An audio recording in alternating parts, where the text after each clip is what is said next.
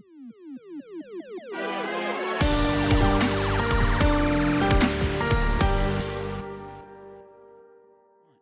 already have Wikipedia stuff. Hey everyone, what's up? Welcome to Respawn Aim Fire BARF episode. Stands for Backlog Accomplishment with Respawn and Friends. This month, this is a good start.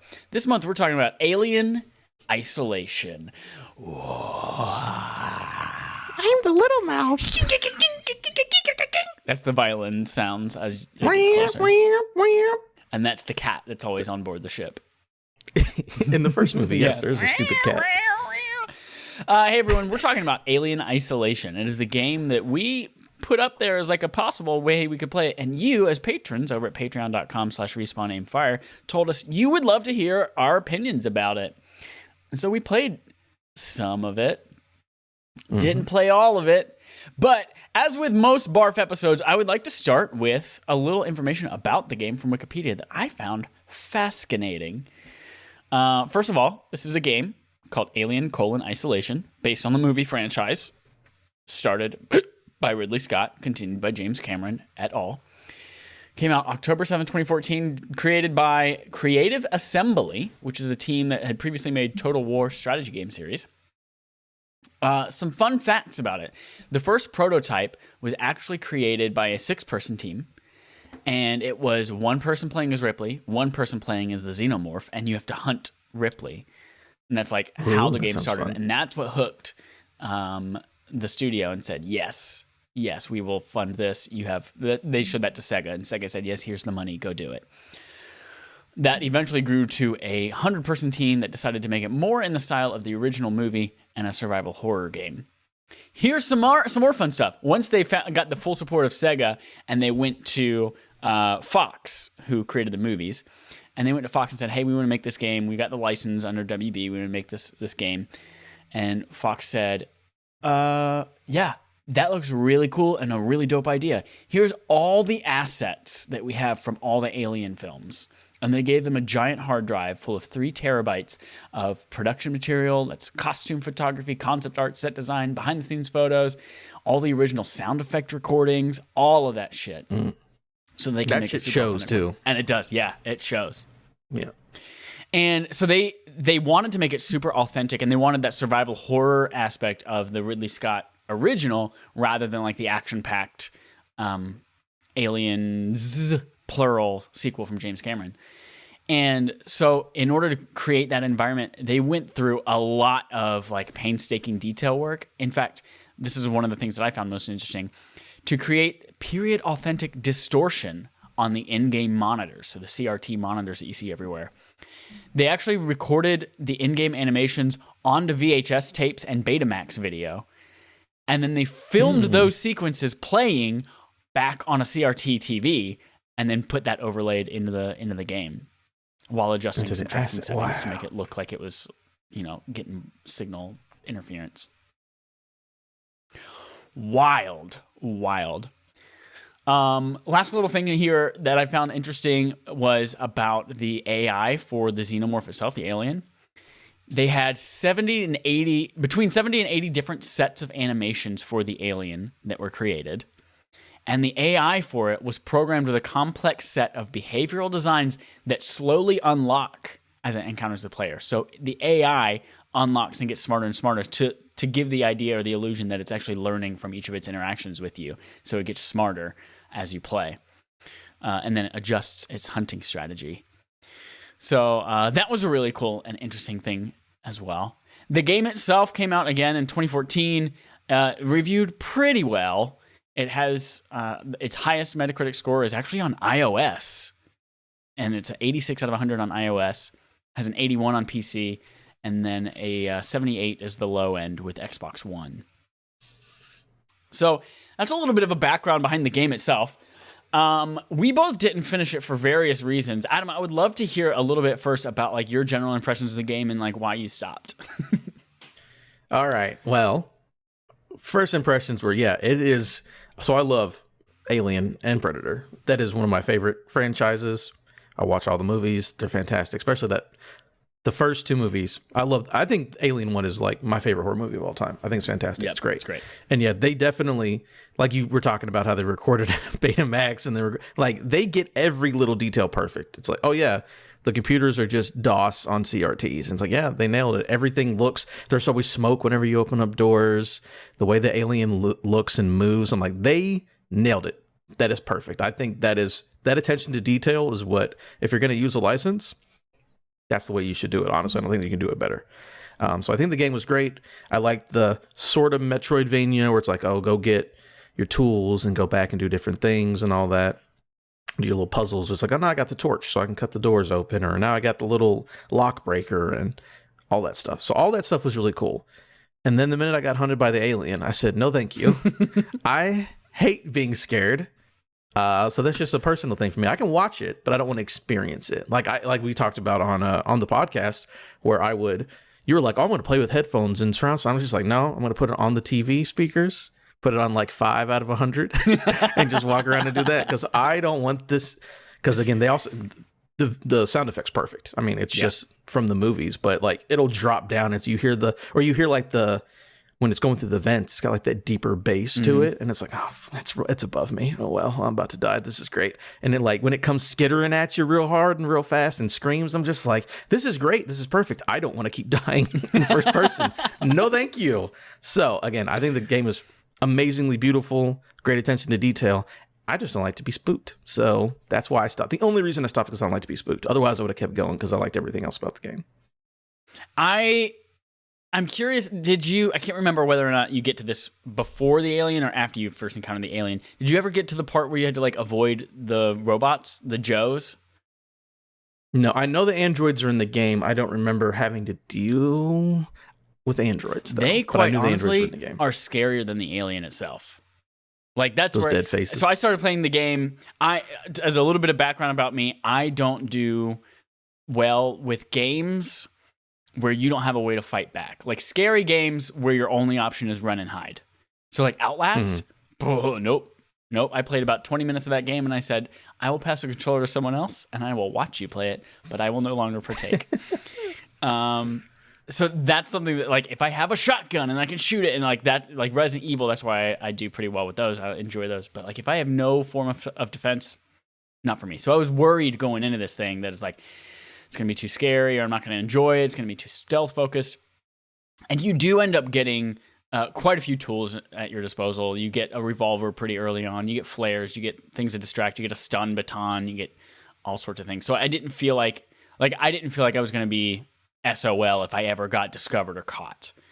So that was a good thing. But as I mentioned, like the alien is almost the least of your concern in this game, which is interesting to say. It is all very stealthy, but there are human enemies that you have to walk around and avoid, and they are very aggressive, and there are the freaking androids that are terrifying. And I forget what they something Joes, like worker Joes or something like that. Yeah, they're working Joes. Working Joe, that's what it is. Yeah. So working Joes are just all over the place. And they have the scary fucking red eyes, and you can hear them always talking. And if they discover you, they're like, "You should not be in here." And you're just like out of nowhere, just get grabbed by the neck of your collar, by the neck, and they turn around and just fucking beat the shit out of you. It's terrifying. And they're always in crowds and shit like that. Like you can avoid an alien, but then there are always several working Joes that you have to like snake your way through. And they were even scarier, I think, than the alien itself. Mm-hmm. That being said, there were several times where I spent a good 10 minutes just running from locker to locker, just sitting there with my little motion detector out, watching the alien walk back and forth and around, and then it starts to disappear, and I'm like, cool, let me get out of the locker. And of course, the person's like, all right, I'm going to get out of the locker now. Clink, clink, clink, clink, clink, clink, clink, clink. Close the door. It's like, Jesus Christ, why did you have to make so much noise? And then all of that noise attracts the alien. You're like, all right, let me get right back in that locker and wait another couple of minutes. Did it ever drag you out? It never dragged me out of the locker. I had people. I think that's if you have the microphone on, where it'll be like, oh, you make too much noise in real life, it comes to the locker and drags you out. There's a button you could hold to hold your breath while you're in the locker. And there were human beings who walked by found out I was in a locker, and they didn't drag me out. They just shot me through the locker, through the door. So Bam. yeah. Already. But I played a good amount of it. I got to chapter 7. There are 19 chapters in the game. I got to chapter 7, put, I don't know, a good 5 or 6 hours into this thing. But I started to see, and I generally had a pretty good time with it. I didn't really get scared. Like, anytime that I got caught by the alien, it was always like a weirdly enough, it wasn't like a jump scare.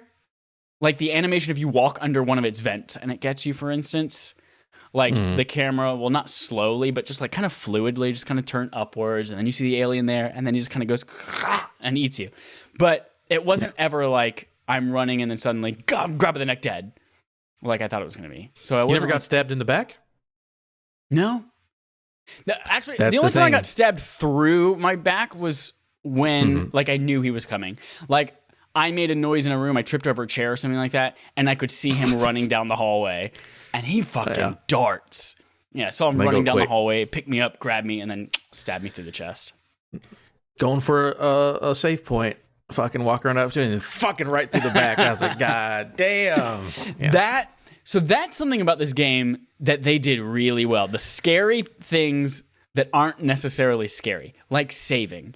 The fact that saving is not you go into a frozen in time menu and say save, but you put in a card and you wait. And you wait. Yep. And especially it will tell you there are enemies around you right now. And you might not be able to see them, but you just sit there and wait. And then it goes 3, 2, and you're just like, come on, come the 1. All right, game saved. God forbid you save and there are enemies around, and then that's the thing you're going back to if you die. You're going right back to Have that. fun with that over and over again. So that was good. The like mechanics of like you're obviously slinking around trying to find data on computers and open doors, and like, all right, I finally made it past his eye line, and I have to go to this computer.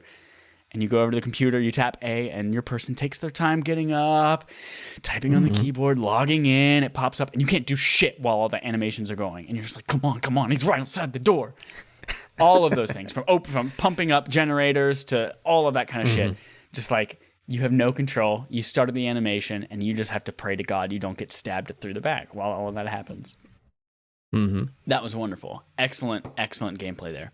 But the thing that kind of made me not super excited to continue on with it was I started to see what the pattern of the game was going to be. It's always a fetch quest. Something is, it's on the other side of the space station or on the other side of the ship.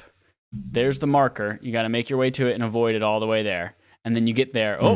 The way back is suddenly there's an alien in there now, or suddenly there are humans blocking your way. You got to find a slightly different way back. It's just nonstop point A to point B all over the ship. And so I got a little tired of that. I knew where everything was going to go, and I could tell. A lot of the reviews mentioned like, hey, it was really atmospheric and really great, but the gameplay got really repetitive. I was like, okay, I feel like I know what this game is. I could watch a story trailer, a story breakdown, which I did, and get what I need from it.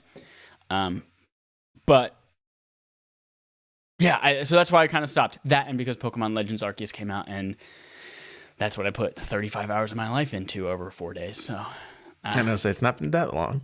Honestly, yeah, that's the same thing I saw with the reviews where it's like, this game, like 15 to 20. It's like this game would have been fantastic as a 10-hour game. And I'm like, yeah.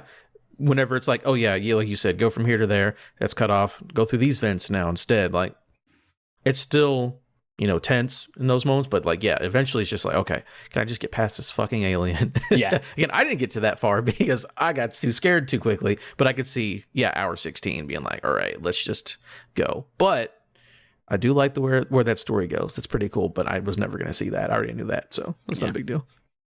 I would also say that one of the things that bugged me about it a little bit was just the AI of the enemies, the human enemies as well as the alien itself. It didn't seem... Obviously, if it's too real, the game's literally impossible because they can hear you do frickin' anything from across the room. But there were so many times where, like I mentioned this, I'm just waiting in a locker with the motion detector up, or I'm just hiding behind a desk waiting, and you can see the little dot on there. You can hear it walking back, and then it will run, and then it'll go and just literally stare at a wall. There will be 3 human enemies, and they're just like looking at a wall, and then they'll turn 45 degrees. And there was one time when I was I was hiding in a hallway, and I was walking down it, and then I saw right in front of me 3 people turn a corner. So I just ducked down beside like a desk, not hiding under the desk, just beside the desk. And there's like a little tiny sliver of a shadow on me. And those 3 people come around the desk, and I thought for sure they're going to see me. I was like, oh shit, they didn't see me. And they're standing right next to me. And then another guy turns around, looking right at me, doesn't see me. And then walks in front of me. And I just literally, like, they don't see me. I'm not in danger. But I have to wait for them to go away. And wait for them to go. Yeah. And that thing with the alien, like it'll show up and it's like either it's going to hunt me for 30 seconds, 2 minutes, or 10 minutes. Yeah. And it's like, it's somewhere in between there. So it's like either, okay, I'm in the closet. I'm in the locker. Cool. All right, I get out. I go to this other room, do another jet. It's back. All right, I'll under the desk. And then, but the next time though, he's just like literally walking around your room for 10 minutes. Yeah. He's like, I'm going to get you. I'm gonna get you. I'm the little man in his mouth. I'm gonna get you too. So that was like ultimately why I ended up stopping. Like I probably, if I wanted to, I could have forced myself to go through the whole thing if I didn't have anything else to play in my life. But I just have other shit to play, and there's a lot of good stuff coming up. And I got to finish up Pokemon. I got to finish up more Pokemon. So that's my life. That's how it goes. But yeah, really faithful recreation of that entire world. It was like really amazing. Oh, and speaking of like audio, yeah, I played it with my AirPods Max. I had noise cancellation completely turned on. The audio, like hearing, that's one thing I can praise this game about, is that you hear everything and you know exactly where it is pinpointed in 3D space. Like you could tell, all right, that guy's in the vent kind of right beside me, and then you can hear him climbing up and to the left. You can hear him climbing through the vent up above you, across the room. Like you know exactly where that thing is at all times, just based on sound, which was amazing. That's a game from 2014. Yeah. Everyone's all like, 3D audio is great. It's like, man, these guys were doing it back in the day. 8 years ago. Can you believe that? This game's 8 years old. Woof. I'm basically dead now. I'm so old. Because my birthday's coming up on February 17th. 17th, I believe, right? Yeah, it's the 17th is my birthday, and I'm going to be so old I'm basically dead now. Do with that information what you will. I think that's all I've got to say about Alien. Like cool game, really faithful to the original movie, spooky, but like predictable and repetitive, and androids are scary. Absolutely. Last thing I would say is that I did not play it, but I did hear that iOS version of it is the exact same game and runs perfectly on iOS, which I think is wild that they were able to pull that off. That's awesome. That's why it's the highest rated one on Metacritic. Like apparently it's a very good version of this game and runs exactly the same, which is great. And then Alien's cool, and I think they had a really good idea, and what I played was very good. I would actually be interested. 8 years sequel would be cool or something else from that team, because they made a really good game, so I would like to see more from them. Yeah, I mean, the Alien as a franchise does not have a good history with video games, so like the fact that they were able to do something completely different that we haven't really seen from an Alien game in that single player horror style, like that was really cool. I'd love to see them expand on that with current and future technology. Sweet. All right, everyone. So go and thank you for suggesting the game. Glad I finally got to go around and play it, and I'm no longer thinking, what if? You all voted for next month's game. Well, this month, February. We are playing Quantum Break, that Xbox game with the TV show and Iceman. Lance Reddick. Lance Reddick, yep. We're going to play Littlefinger. Quantum Break. Oh, that's right. It's Littlefinger in there, isn't it? Yep. Whatever that actor's name is. He is forever Littlefinger. Yeah. That's what we're and playing. We have to read Cozy Bear's thing. Remember we're that. We're going to read We're going to have Cozy Bear on the show if we can coordinate. Even better. Yeah. And maybe we'll make him read it in his best impression of himself. Read his own write-in? Yeah. I like that. But we're going to make him sound like us reading his thing. Good. Hey, I'm Adam. I'm reading Cozy Bear's comments. That's your impression of Cozy, doing an impression of you, doing an impression of him reading. Yeah. Nice. It's a lot of layers. Go to patreon.com/respawnAimFire. You can vote on March's game when that goes up here in about 2 weeks. Other than that, thanks everyone for listening. We'll see you on the regular show.